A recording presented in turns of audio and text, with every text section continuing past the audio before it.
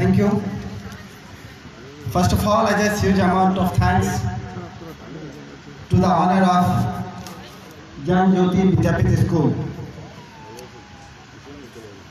Today, on the eve of educational seminar, we are here just in front of many educational celebrities, respectable dignitaries, जनाब मुख्तार आलम साहब, director बाल फखर आज़ाद नौरबे बाल अकादमी, जनाब master Shami Khan साहब, जनाब नासिर साहब, इंचार्ज पांजीपाड़ा पोस्ट and दीगर celebrities, my friend साजिद साहब, and all the guardians and dearest,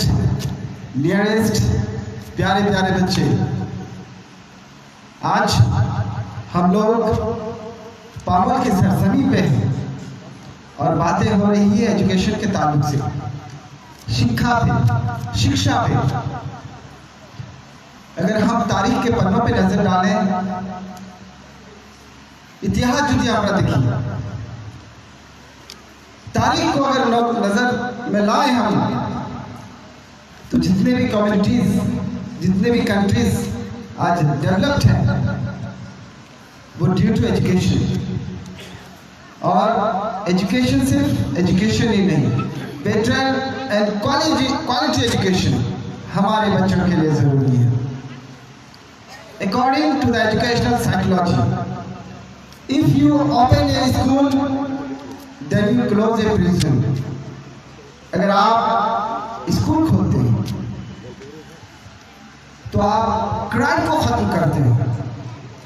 तो ये ज्ञान ज्योति विद्यापीठ, इनका ये एप्लीकेशन है हमारे ऊपर, हमारे इस इलाके पर उनका एक एहसान है कि अगर ये चाहते तो अदर प्रोफेशन में जा सकते थे, बिजनेस कर सकते थे, खेती बाड़ी कर सकते थे, लेकिन इन्होंने स्कूल को चुना और शिक्षा देने की इन्होंने ठाना।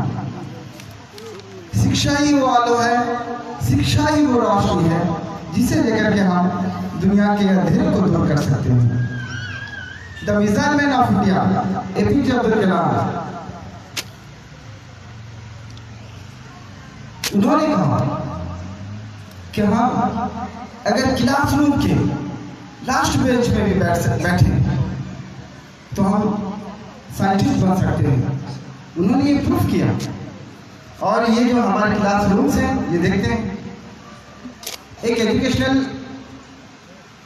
एजुकेशनल कमीशन हमारे इंडिया में लागू हुआ था, जिसका नाम था कोठारी कमीशन।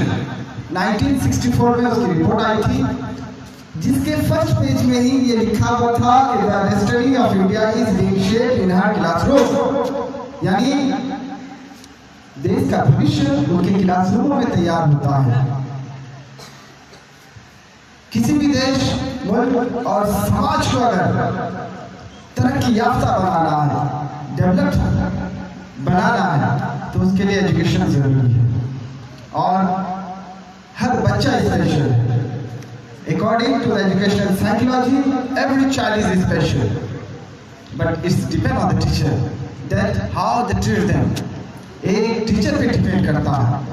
और बच्चा एक अच्छी मिट्टी की तरह होता है। एक बेहतरीन उस्ताद एक नाम है जो बच्चा कुछ नहीं जानता है। अगर एक अच्छा उस्ताद उस बच्चे को कह दे कि बेटा तुम कुछ कर सकते हो, तुम कुछ बन सकते हो, तो वो बच्चा भी थॉमस अल्वा एडिसन जैसी शख्सियत बनकर के सामने आता है। तारीख हमारी नजरों के सामने है।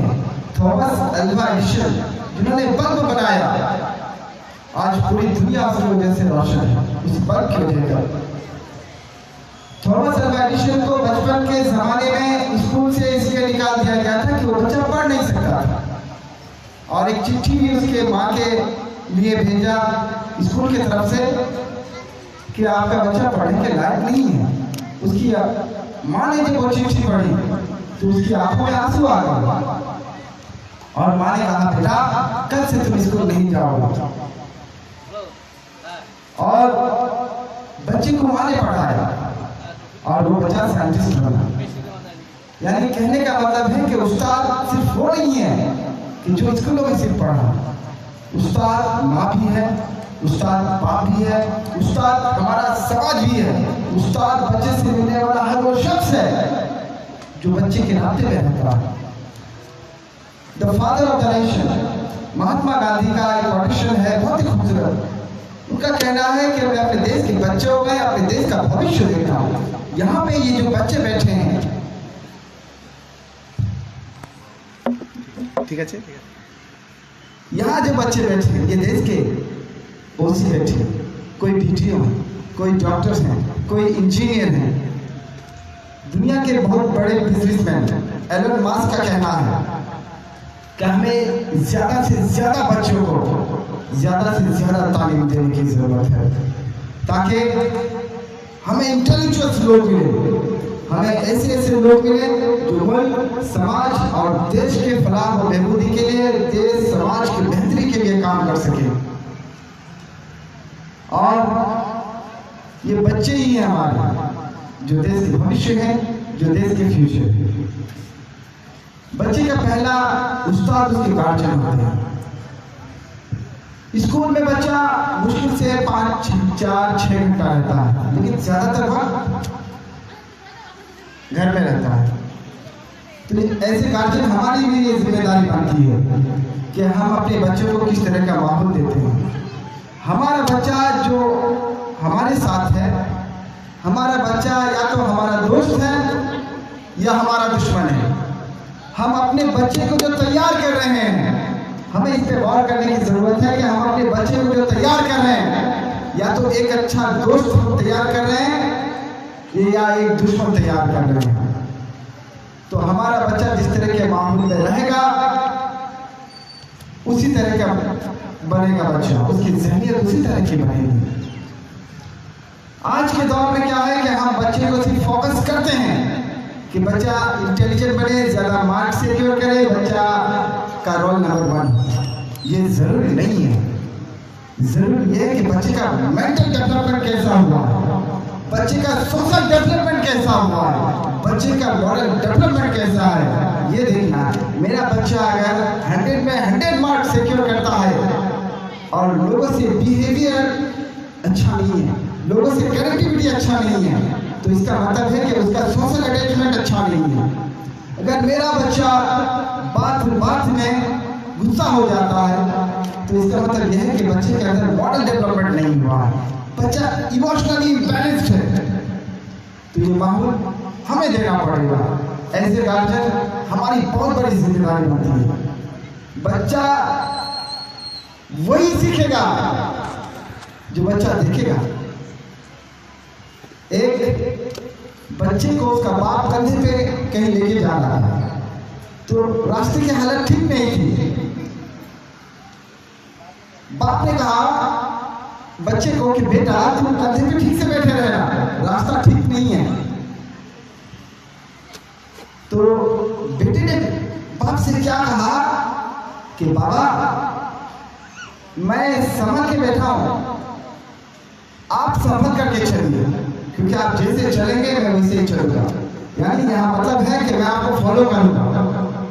चाइना एक डेवलप कंट्री है, हमारा नाइबर कंट्री है, पड़ोसी मुल्क है।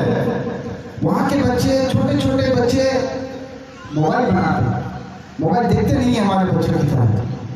इसलिए है कि गार्जियन बच्चों के सामने किताबें पढ़ते हैं, बच्चे के सामने गार्जियन वही करते हैं जो बच्चे के मेंटल डेवलपमेंट के लिए बेहतर हो, तब जाके डेवलपमेंट का ख्वाब हम देख सकते हैं।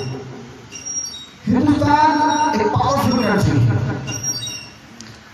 और एक बात कहें कि पूरी दुनिया में doctors, engineers approx 40% doctors, engineers Hindustan के दूसरे मुल्कों में काम करते हैं, यानी दूसरे मुल्कों में सर्विस दे रहे हैं। और है कहाँ के?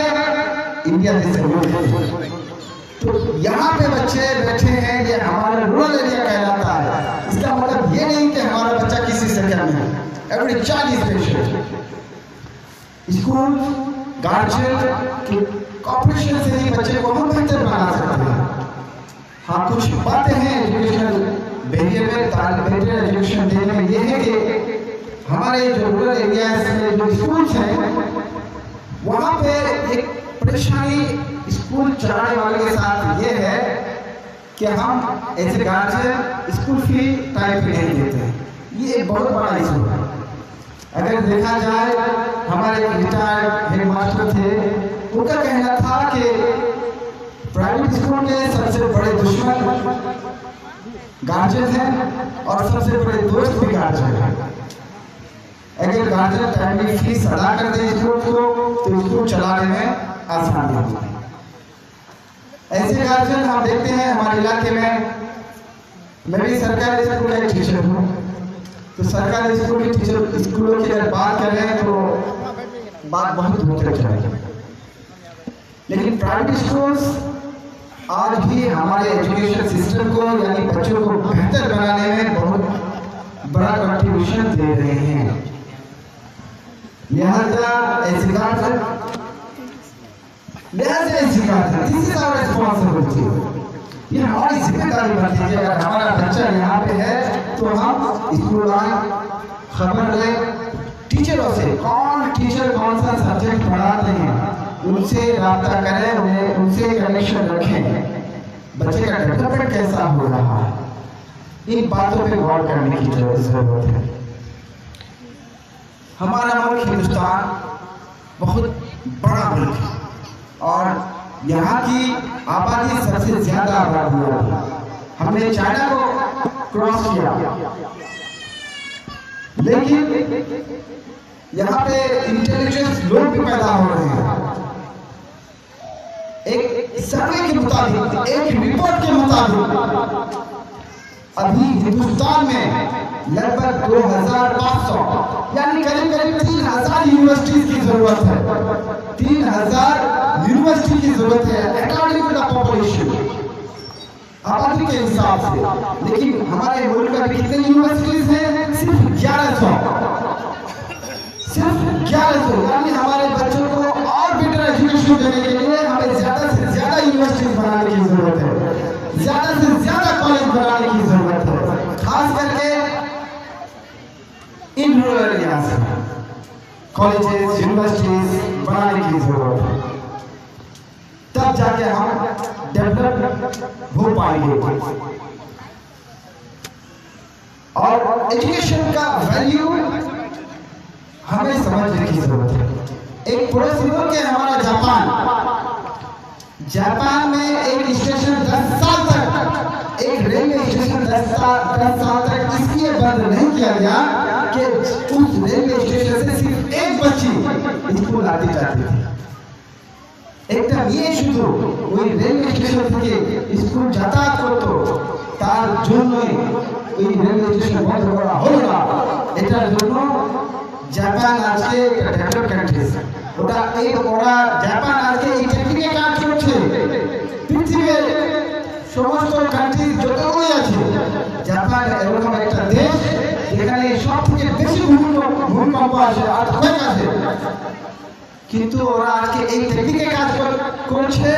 যদি ভূমিকম্প আসে তাহলে ওর বাড়িটা যে আছে ওটা উপরে উঠে যাবে, কিছুই ক্ষতি হবে না। এই টেকনিকে কাজ করছে আজকে ওরা। और ये कैसे पॉसिबल हुआ? This is happen only due to quality education. हमारा बच्चा स्पेशल है, हमारा बच्चा भी कर सकता है। हम हमारी सबसे बड़ी दौलत, আমাদের সবথেকে বড় সম্পত্তি আমাদের বাচ্চা, আমাদের এই বাচ্চারা আছে। আমরা কি করি বাড়িতে? বাচ্চারা ছোট ছোট কাজ করে বা কিছু প্রশ্ন তুলে আমাদের, আমরা যদি রাগে থাকি ওই রাগটা বাচ্চাদের উপর ই করে দিই। কারণ কি হয়, ওই বাচ্চাটা যদি বড় হয়, বাড়ির বাচ্চাটা যদি বড় বাচ্চাটা হয়, তাহলে ওই রাগটা আবার কি করে, যদি ছোট কেউ থাকে ওর উপর আবার ওই রাগটা ইউজ করে। কারণ ওদের আমরা দিলাম, ওটা বড়দের আমরা দিয়েছি, বড় হয়ে ওই আবার ছোটকে রাগ করে। ঠিক এইভাবে ভালোবাসা হোক, ঘৃণা হোক, প্রেম হোক বা আদর হোক, সব বাচ্চারা আমাদের দেখে শিখে, क्यों सीखे आए ना। आज जो हालात हैं हमारे मुल्क के, दुनिया के जो हालात हैं, आज हमें बच्चों को डॉक्टर्स, इंजीनियर्स, प्रोफेसर्स, साइंटिस्ट बनाने से पहले उसे आज इन बच्चों को मोहब्बत, इंसानियत, भाईचारगी, एक दूसरे के लिए प्रेम, एक दूसरे के लिए मोहब्बत, इंसानियत का पैगाम, इंसानियत का दर्स देने की जरूरत है। उसके बाद बच्चों को डॉक्टर, इंजीनियर, प्रोफेसर बनाने की जरूरत है। बहुत सारे मैटर सामने आ रहे हैं हमारे। हमने एक फिल्म में देखा था, अक्षय कुमार की एक मूवी थी कि एक पेशेंट जो कि आईसीयू में एडमिट था, पेशेंट मर चुका था, लेकिन फिर भी पेशेंट को एडमिट इसलिए रखा गया था कि उसके गार्जियन से पैसे लिए जाए, डॉक्टर। लेकिन मॉरल वैल्यूज अगर उनका होता, उसके अंदर इंसानियत होती, तो शायद पैसे नहीं। আমরা যেই মুহূর্তে যারা নতুনভাবে আমাদের সঙ্গে যুক্ত হলেন তাদের বলে রাখি, আমরা এই মুহূর্তে উপস্থিত হয়েছি উত্তর দিনাজপুর জেলার এই গোয়ালপুকুর বিধানসভার এই পামল এলাকায়, যেখানে জ্ঞানজ্যোতি বিদ্যাপীঠ নামক একটি প্রাইভেট স্কুলে এডুকেশন সেমিনারের আয়োজন করেছে। তারই এক্সক্লুসিভ চিত্র আপনারা দেখতে পাচ্ছেন সরাসরি একদম নর্থ বেঙ্গল টিভির পর্দায়। এইখানে উপস্থিত রয়েছেন পাঞ্জিপাড়া যে ফাঁড়ির দায়িত্বে উনি অফিসার ইনচার্জ, উনি উপস্থিত রয়েছে গোয়ালপুকুর শিক্ষা জগতের একাধিক স্বনামধন্য বিশিষ্ট যে ব্যক্তিবর্গ তারা উপস্থিত রয়েছে এবং এই স্কুলের যে সমস্ত গার্জেনদের তারা রয়েছে এবং কুচিকাচা ছাত্রছাত্রী তারাও উপস্থিত রয়েছে। ক্যামেরা পার্সনকে বলবো একবার পুরো স্কুলের চিত্রটা সম্পূর্ণভাবে তুলে ধরার জন্য। Doctor, engineer, professor, IAS IPS बनेंगे। बोलो आईएएस आईपीएस बनेंगे, बनेंगे ना? अच्छा,